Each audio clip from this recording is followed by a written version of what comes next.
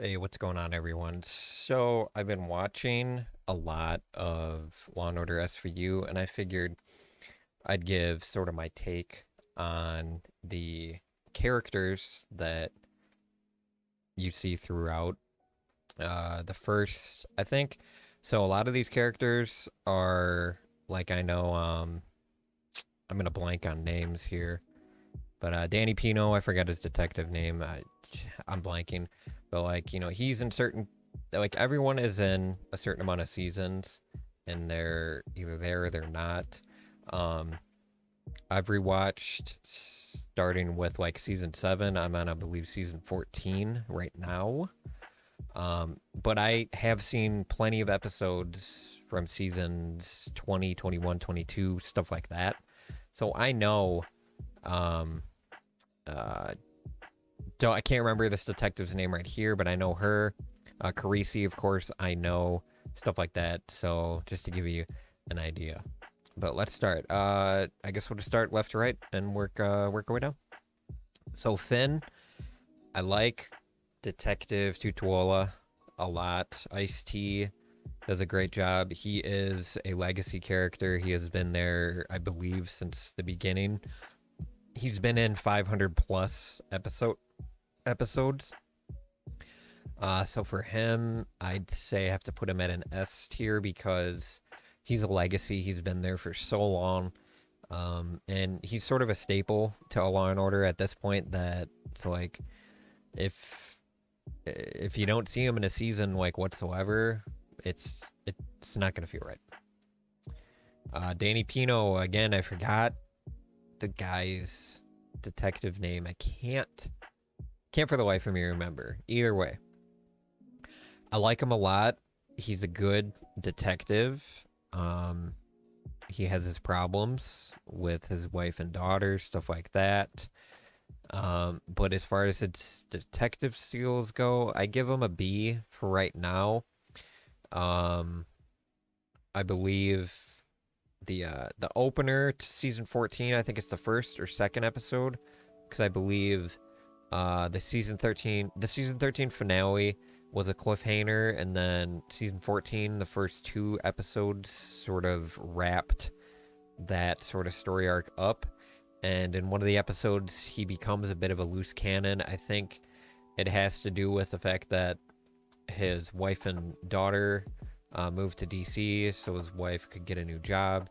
His wife had said that she wasn't around, or he wasn't around a lot, and so he could have been a loose cannon because of that perspective. But um, I feel like, I mean, all these guys have been loose cannons at some point or another, but I feel like it was really early for him to sort of let out his anger and aggression. So yeah, I'll give him a B. ADA Cabot, Alex Cabot. Uh, where am I gonna put you? I'll put you at a B tier for ADA specific because, and you'll see later, I specifically like other ADAs over her. She did a great job. Um, but as far as her and the way, just her overall style with being an ADA, um, I don't mind it, but I feel like she maybe holds back a little too much. Olivia, of course, S tier. Been there since the beginning. I believe she's been in every single episode.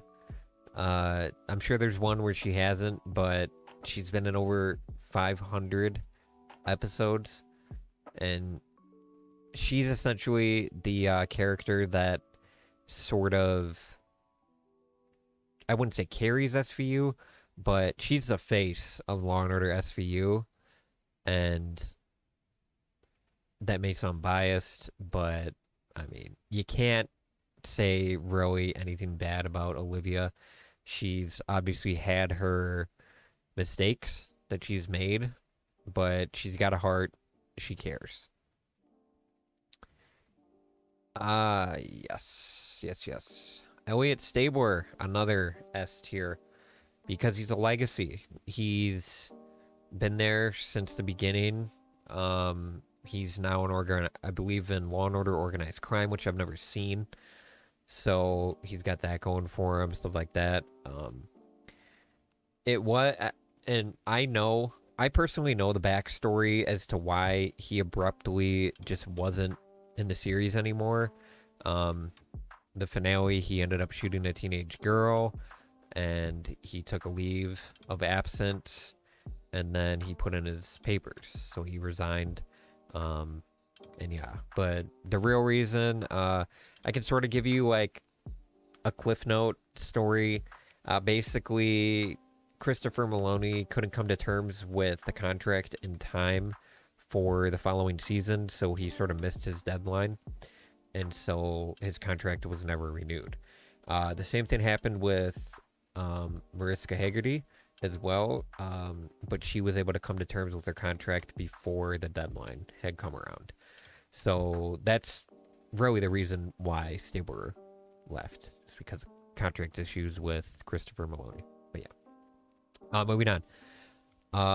ADA Carisi, aka Sonny, aka Detective at one point. Carisi is an A for sure.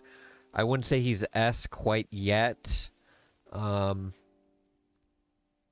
I don't remember much of him as a detective. I believe in the season I'm watching or the next season, he comes on as detective and then eventually becomes ADA. He's very good at ADA. He's very straight to the point, can be cutthroat at times. But overall, he's a really good ADA. I like his character a lot. I like the amount of talking that he does, stuff like that. Why am I blanking on these detectives' names? Why do I know their actor names? Richard Belzer, Munch, Detective Munch. Another S tier. I'd say biased because he's a legacy character. I also like his character because he's sort of he's a sergeant, but he's anti-government at times. Well, I wouldn't say anti-government, but he's got his conspiracies about things, and I like that SVU has a character like that because it sort of breaks up the sort of overwhelming majority when it comes to certain opinions and stuff like that. He's sort of the guy that comes in and says like, hey, you know, what if this, you know, it could be conspiracy, all that stuff. They're very far-fetched, but with his character it makes sense. He's late 60s, you know, mid to late 60s sergeant. He's been on the force for a very long time. He's seen things that have happened, so for him to sort of make such bold conspiracies and stuff like that, when he says it, it makes sense, but for any of these other characters to say it, it would just make him look crazy. But for him, it makes sense, and that's why I like his character so much. This detective, I do not remember her name whatsoever. I've seen her in a lot of episodes in the later, I believe, season 20s or something like that. I'm sure she maybe came on earlier. I could be wrong about that too. I don't remember her name.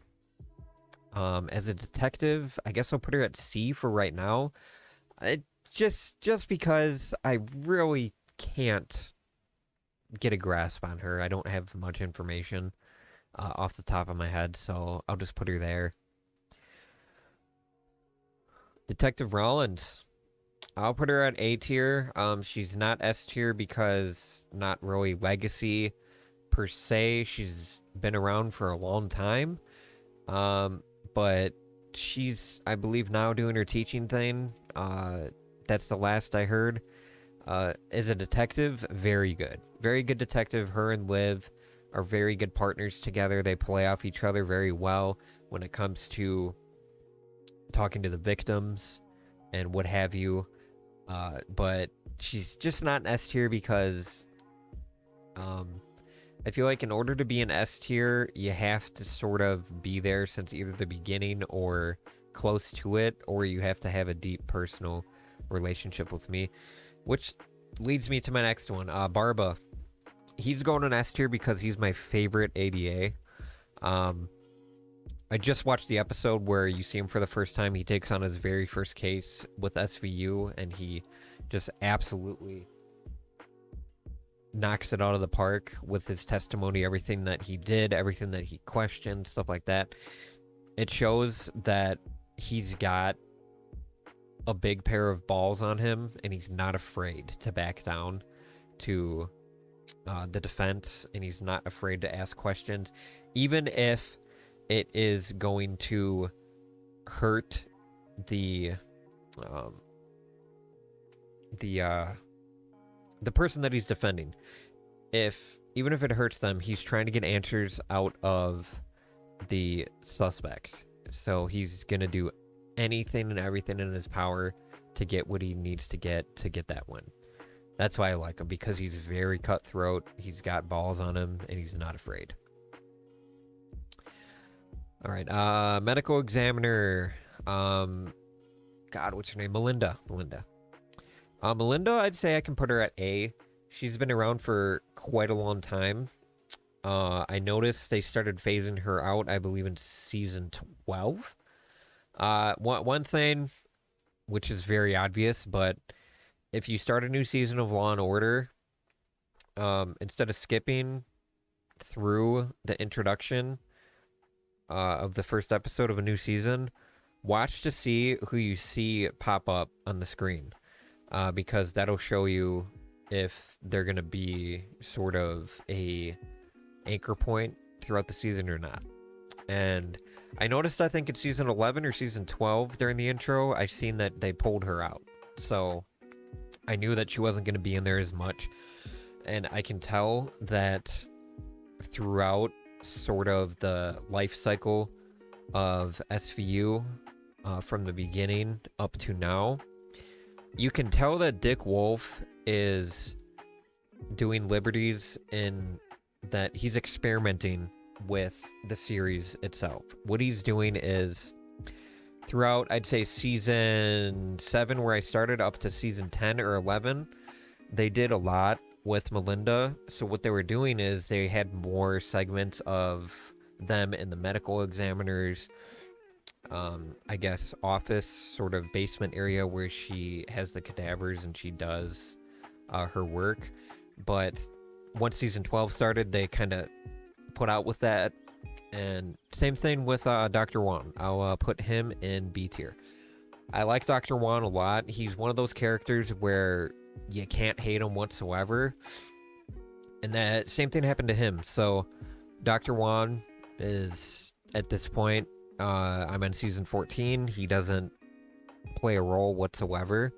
But through season 7 to about 11, I'd say around the same time where Melinda was sort of pushed out, he was pushed out as well. And it had to do with the same thing, like I said, they were trying to sort of not necessarily change the way episodes feel, but they were trying to go just a little bit in a different direction. So when he was an anchor through season 7 to 10 or 11, he was sort of the psychiatrist, sort of evaluating the suspect, and then telling information. And then he was also giving a lot of input into the crime scenes and stuff like that as well. But him as a psychiatrist and agent and just overall person, I thought he was great. ADA Casey Novak. I'm going to put her at A. She's my second favorite ADA. I feel like she has a lot of qualities that are just like Barba, but she has a sensitive side. I feel like Barba, I would say he gets fleshed out throughout, but you don't really see too much of a sensitive side with Barba when it comes to pity or sort of, I guess, really anything. You can tell there's been times where, or I should say, I should re-explain that. Barba never gets broken down by anyone, but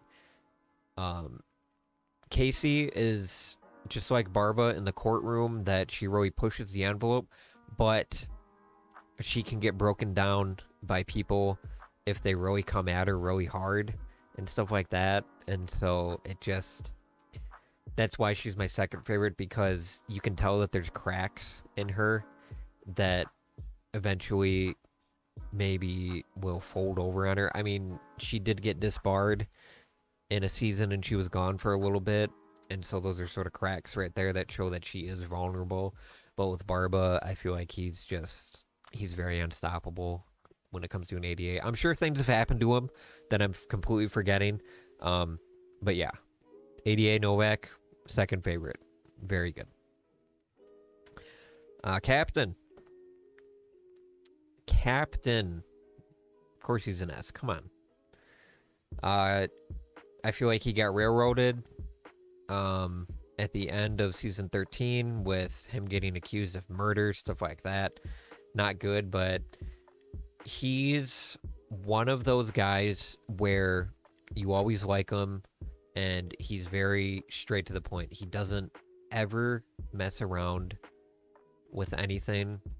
He's a straight shooter. That's all I can say.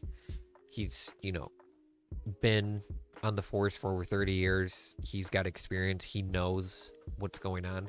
So every single line or every single thing that he says, they take it seriously because he's a straight shooter, like I said. You guys tell me what you think of my list. Please let me know if you would change anything. Please like the video. It's been a while since I've done sort of a long form type of video. Hopefully I can come back and sort of do more stuff on SVU and get to talking. But I hope you guys enjoyed this video. If you did, hit the like button. Consider subscribing. Trying to get to 2,000 hopefully here pretty soon. And I'll see you guys in the next one.